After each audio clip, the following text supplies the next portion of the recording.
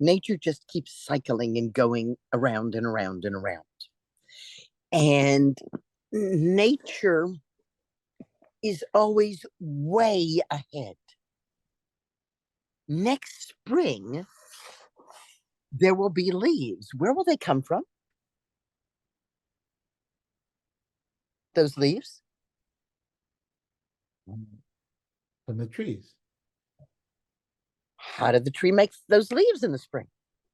I don't have a great answer.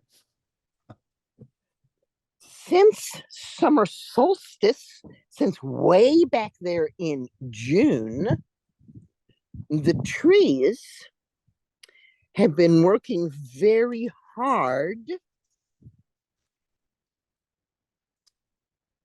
to make buds.